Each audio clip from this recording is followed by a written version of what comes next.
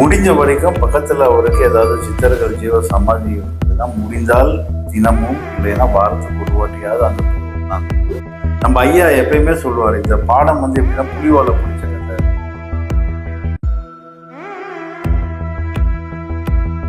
நீ குரு தட்சணையா நான் எனக்கு என்ன கொடுக்கணும், ஒரு உபதேசம் ஒரு குரு கொடுக்குறாரு போது அது சும்மா வாயில பேசி கொடுக்குற விஷயம். நானும் உபதேசம் கொடுக்கும்போது நைட்ல இருந்து உட்காந்து அந்த உச்சக்கட்ட உபதேசம். அதனாலதான் குருவெல்லாம் ஆசீர்வாதம் பண்ணும்போது அவ்வளோ எனர்ஜி உங்களுக்கு. அதே நேரில் வரும்போது நம்மளுக்கு அதை பார்க்கும்போது நம்ம கண்டுபிடிச்சு சூழ்ச்சுமத்துல கரெக்ட் பண்ணலாம், பட் எல்லாருக்குமே பண்ண முடியும்.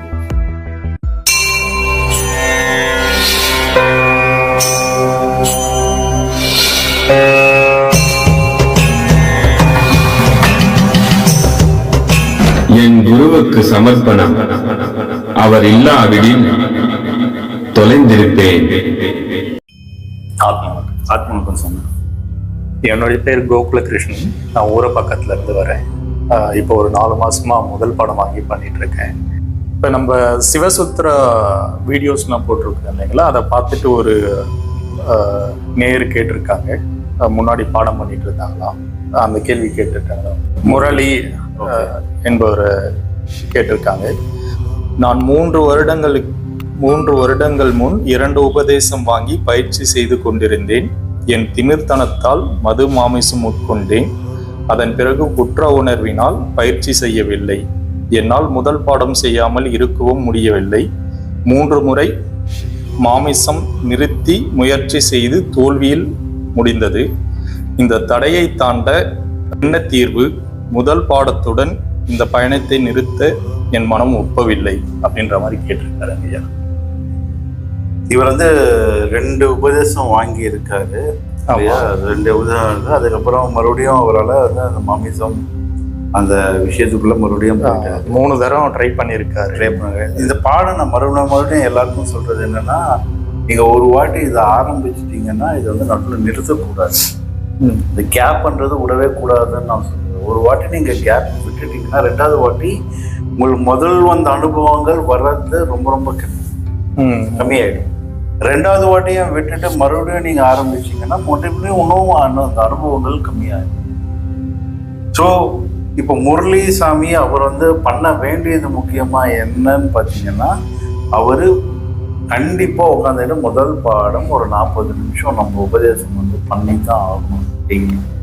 ஓகே, முடிஞ்ச வரைக்கும் பக்கத்துல அவருக்கு ஏதாவது சித்தர்கள் ஜீவ சமாதி இருந்ததுன்னா முடிந்தால் தினமும் இல்லைன்னா வாரத்துக்கு ஒரு வாட்டியாவது அங்கே போய் உட்காந்து அங்கே நம்ம பயிற்சியை பண்ணி பண்ணணும். ஸோ இதை விடாமல் அவர் தொடர்ந்து பண்ணும்போது ஓரளவு சில முன்னேற்றங்கள் வர ஆரம்பிக்குமே தவிர்த்து மறுபடியும் அவரை விட்டு மறுபடியும் அசைவம் சாப்பிட்றது நான் தப்புன்னு சொல்ல மாட்டேன். பட் அசைவம் சாப்பிட்டீங்கன்னா இந்த பாடத்தில் முன்னேறி போகவே முடியாது. அது ரொம்ப ரொம்ப கடினம். ஸோ இதுக்காக தான் எல்லாருக்கிட்டையுமே நான் என்ன சொல்லுவேன்னா நீங்கள் மது அசைவம் மட்டும் இது பண்ணுங்க, அது எடுத்துக்காதீங்கன்னு சொல்லிட்டே இருக்கிறது. அதே மாதிரி இந்த பாடத்தில் கேப்பை கொடுக்காதீங்கன்னு சொல்றது. சிலர் என்ன பண்ணாங்க, 1 நாள் தானே 2 நாள் தானே பரவாயில்லன்னு விடுறாங்க. பட் தவிர்க்க முடியாத சூழ்நிலை, வேற வழியே இல்லைன்னா பரவாயில்ல. இல்லைன்னா அன்னைக்கே காலையில் நான் பிரயாணம் பண்ணுறேன், அதனால் காலையில் உட்கார முடியல, ஈவினிங் உட்காந்து பண்ணலாம்.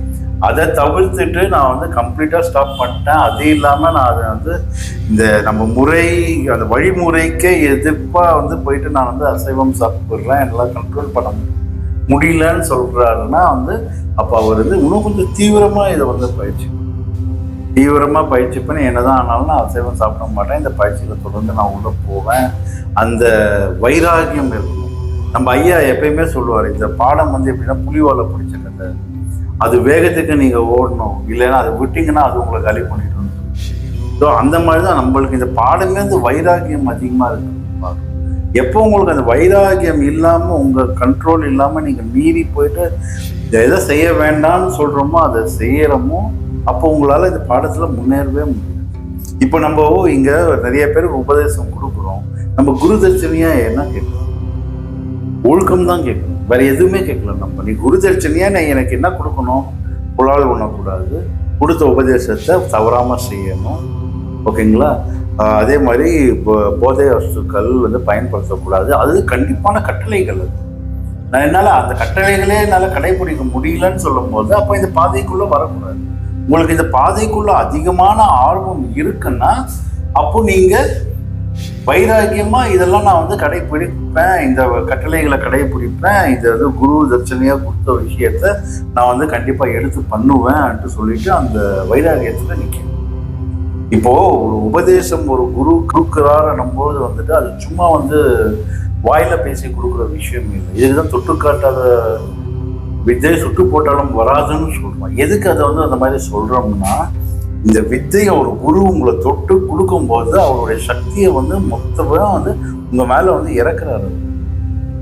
ஓகே, அதனாலதான் வந்துட்டு குருவெல்லாம் ஆசீர்வாதம் பண்ணும்போது அவ்வளோ எனர்ஜி உங்களுக்கு ஃப்ளோ வராமல். ஸோ அந்த மாதிரி இருக்கும்போது இப்போ நம்ம கிட்ட இங்கே உபதேசம் கொடுக்குறோம் இல்லையா, நம்மளும் வந்து எப்படி பண்ணுறோம்னா காலையில் முன்ன நாள் நைட்லேருந்தே வந்து பாடம் பயிற்சி. காலையில் வந்து உபதேசம் கொடுக்குறவங்களும் ஒன்றும் சாப்பிடக்கூடாது, வாங்குறவங்களும் ஒன்றும் சாப்பிடணும். காஃபி டீ குடிச்சிக்கலாமே தவிர்த்து டிஃபன் சாப்பிடக்கூடாதுன்னு சொல்லுவோம்.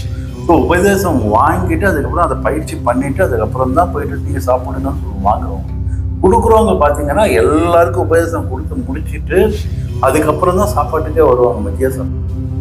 ஓகேங்களா? ஸோ அப்போ நைட்லேருந்து உட்காந்துக்கிட்டு நானும் உபதேசம் கொடுக்கும்போது நைட்லேருந்து உட்காந்து அந்த உச்சக்கட்ட உபதேசம் அதை பயிற்சி பண்ணி அந்த பிரபஞ்ச சக்தியை நாங்கள் வாங்கி நாங்கள் உபதேசத்துக்கு வரவங்களுக்கு அந்த உபதேசம் கொடுக்கும்பொழுது அந்த சக்தியை நம்ம வந்து அவங்களுக்கு கொடுப்போம்.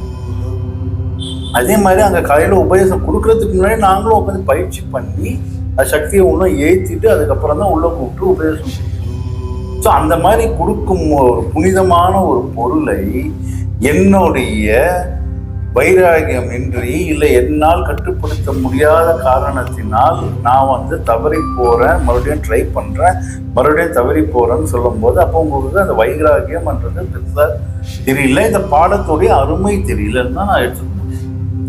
இதை நீங்கள் மறுபடியும் உள்ளே வரணும்னு உங்களுக்கு ஆர்வம் இருந்ததுன்னா மாதம் மாதம் தவறாமல் நம்ம டேட்ஸ் கொடுத்துருக்கோம் இன்னைக்கு அன்னைக்கு வாங்க, வந்து இதை பயிற்சியை நீங்கள் வந்து அங்கே வந்து உட்காரும் போது எல்லாரோடையும் பழகும் பொழுது உங்களுக்கு அதில் வந்து இன்னும் கொஞ்சம் ஆர்வம் அதிகமாக வர ஆரம்பிக்கும். இவ்வளோ பேர் பண்ணுறாங்க, நம்மளும் பண்ணணும் உங்களுக்கு ஆர்வம் அதிகமாக வர ஆரம்பிக்கும். அந்த மாதிரி தான் அவர் வந்து இதுக்குள்ளே இன்னும் கொஞ்சம் டீப்பாக வரணுமே தவிர்த்து நான் ட்ரை பண்ணுறேன் வரமாட்டேன்னா வரவே வராது. வைராகியத்தோடு நான் நிற்கிறேன், நான் பண்ணித்தான் அவன் என்னதான் ஆனாலும் சரின்னு சொன்னால் தான் வரும். கரெக்டுங்களா? இப்போ நம்மக்கிட்டேயே வந்துட்டு எவ்வளோ பேர் உபதேசம் முதல் உபதேசத்துலேயே விலகி போயிடுறாங்க, ரெண்டாவது உபதேசத்துக்கு மேலே அவங்களால வர முடியல, மூணாவது உபதேசத்துக்கு மேலே கொஞ்சம் சில பேரால் பண்ண முடியல. ஏன் அந்த மாதிரி அவங்களோட அந்த ஆன்மாக்கு தேவையான கெப்பாசிட்டி அவ்வளோதான் இருக்குது. ஓகேங்களா? உங்களுக்கு இந்த வாய்ப்பு கிடைச்சிருக்கு. கோடியில் எவ்வளோ பேர் வர முடியாமல் கஷ்டப்பட்டுட்டு இருக்காங்க, கிடைக்காம கஷ்டப்பட்டு இருக்காங்க. உங்கள் வாய்ப்பு இந்த மாதிரி ஒரு வாய்ப்பு கிடைச்சிருக்கும் போது இதை வந்து நீங்கள் முழுமையாக அனுபவிச்சுக்கணுமே தவிர்த்து என்னால் தவிர்க்க முடியல, நான் இந்த மாதிரி தப்பு பண்ணிட்டேன்னு சொல்கிறது ஏற்றுக்கொள்ள முடியாத ஒரு விஷயம்தான். ஓகேங்களா? ஸோ நீங்கள் அதை வைராகியமாக எடுத்துக்கணும். இல்லைன்னா இதை விட்டுட்டு நான் இந்த உலக வாழ்க்கையிலேயே இருந்துக்கிறேன்னு சொல்லிட்டு எடுத்துக்கிட்டு போயிடும். இப்போலாம் ஆன்லைன்லேயே உபதேசம்லாம் கொடுக்குறாங்க, அதை ப்ராக்டிஸ் பண்ணிவிட்டு எனக்கு மன நிறைவாக இருக்குது அப்படின்லாம் சொல்லிட்டு இருக்காங்க. அதுதான் சமயம். இப்போ என்ன பிரச்சனைன்னா வந்துட்டு என்னையும் வந்து நிறைய பேர் தொடர்பு கொண்டு ஆன்லைனில் நீங்கள் ஏன் கொடுக்க மாட்டேன்றேன், எங்களாலலாம் வர முடியலன்னு சொல்லுவேன். நம்மளுடைய முயற்சி இதை வந்து இல்லை நம்மளுடைய ஆன்மீக பயிற்சி வந்து ஆன்லைன்லேயோ ஃபோன்லேயோ சொல்கிற விஷயம். இது பக்கத்தில் இருந்து செஞ்சு காமிக்கணும், அவங்க வரணும், வந்து மாதத்துக்கு ஒரு வாட்டி நம்ம சொல்கிற டேட்டுக்கு வரணும், நம்ம பார்ப்போம், செக் பண்ணுவோம் எப்படி பண்ணுறாங்க, கரெக்டாக பண்ணுறாங்களான்ட்டு. கரெக்டாக பண்ணுறாங்கன்னா ஓகே, கரெக்டாக பண்ணலைன்னா மறுபடியும் நம்ம வந்து இல்லை இந்த மாதிரி தப்பாக பண்ணுங்க, இந்த மாதிரி கரெக்டாக பண்ணுங்கன்னு நம்ம சொல்லுவோம். இப்போது ஆன்லைனில் வந்து நான் வந்து ஒரு விஷயத்த சொல்கிறேன்னா, ஏன்னா நம்ம சொல்லித்தர பயிற்சி மொத்தம் வந்து மூச்சை வச்சு தான். நான் இப்போ ஆன்லைனில் ஒரு பயிற்சி சொல்லித்தரேன், அவங்களுக்கு வந்து ஏதோ ஒரு உபாதை வருதுன்னு வச்சுக்கோங்க, தப்பாக பண்ணுறாங்கன்னு வச்சுக்கோங்க, அது எப்படி போய் நீங்கள் கரெக்ட் பண்ணுறது கஷ்டம். அதே நேரில் வரும்போது நம்மளுக்கு வந்து அதை பார்க்கும்போது நம்ம கண்டுபிடிச்சி சூழ்ச்சுமத்தில் கரெக்ட் பண்ணலாம், பட் எல்லாருக்குமே பண்ண முடியும். அவங்களும் அந்த நிலைக்கு ஏறி வந்தால் தான் நம்ம சூட்சுமத்தில் போய் சரி பண்ண முடியும். அவங்க அந்த நிலைக்கு ஏறி வரலைன்னா நம்மளால எல்லாருக்கும் பண்ணவும் கூடாது. அதனால தான் நம்ம என்ன சொல்கிறோம்னா இந்த பாடம் மட்டும் நம்ம நேரில் தான் சொல்லித்தரோம். பேசிக் மெடிடேஷன்ஸ் இருக்கு. இப்போ கூட நிறைய பேர் என்ன வந்து கேட்பாங்க, நான் கற்றுக்கணும், எனக்கு ஆர்வமாக இருக்கும். அவங்க வந்து நான் என்ன முதல்ல என்ன சொல்லுவேன்னா, நார்மல் மெடிடேஷன் பூர்வ மத்திய தியானம் நீங்கள் வீட்டில் டெய்லி பண்ணுங்க. நீங்கள் பண்ணுங்க, எங்கூட தொடர்ந்து பேசுறதா இருந்தால் பேசுங்க, பிரச்சனை இல்லை. அதை நீங்கள் டெய்லி பண்ண, அது நான் நேரில் கூட போக மாட்டேன், ஃபோன்லேயே பண்ணுங்க, பயிற்சி பண்ணுங்க. நான் சொல்லுவேன் எப்படி எப்படி பண்ணணும்ட்டு, அதை பயிற்சி பண்ணுங்க. அதில் உங்களுக்கு எப்படி இருக்குன்னு பாருங்க. அதுக்கப்புறம் வந்து இந்த தியானத்தை வாங்குங்கன்னு நான் சொல்லுவேன். ஏன் மெயினாக அந்த மாதிரி சொல்றதுன்னா, ஆர்வம் பயங்கரமாக இருக்கும், பயங்கரமாக பேசுவாங்க. ஆனால் என்ன ஆகும்னா, அந்த பூர்வ மத்திய தியானத்திலேயே அவங்களால நிற்க முடியாது சில நாள். ஏன்னா அவங்க பேசுறத பார்த்தா வந்துட்டு அகத்தியர் திருமூலரெல்லாம் நேரில் போய் செகண்ட் கொடுத்துட்டு வந்த மாதிரி பேசுவாங்க, ஓகேங்களா? ஆனால் பூர்வ மத்திய தியானத்தில் அவங்களால நிலைக்க முடியாது. அது மாதிரி எவ்வளோ பேர், கிட்டத்தட்ட 20-30 பேர் வந்து என்கிட்ட வந்து பயங்கரமாக பேசியிருக்காங்க, எல்லாம் பண்ணியிருக்காங்க. சரி ஓகேன்னு சொல்லிட்டு பூர்வ மத்திய தியானம் ஃபோன்லேயே சொல்லி இந்த மாதிரி பண்ணுங்கன்னு சொல்லுவேன். ஒரு மாதம் கான்டாக்டில் இருப்பாங்க, அதுக்கப்புறம் தெரியாது. அதுக்கப்புறம் நானும் வாலண்டியராக ஃபோன் பண்ணி என்ன சமையாச்சு எனக்கு, இல்லைங்க பிஸியாக இருந்தாங்க, இந்த வேலைங்க அந்த வேலைங்க, அதனால என்ன பண்ண முடியல, அப்பயே நம்ம தெரிஞ்சுக்கலாம். அவங்களுக்கு நான் இந்த தியானத்தை கொடுத்தேன்னா என்ன யூஸ் இருக்கு? யூஸே இல்லை. அதனாலதான் சாமி இந்த தியான பயிற்சியை விடக்கூடாது. அவ்வளோ வைராகியம் இல்லைன்னா அப்போ நம்ம துவங்கவே கூடாதுன்னு தான் சாமி ஆத்மனம். என் குருவுக்கு சமர்ப்பணம். அவர் இல்லாவிடில் தொலைந்திருப்பேன்.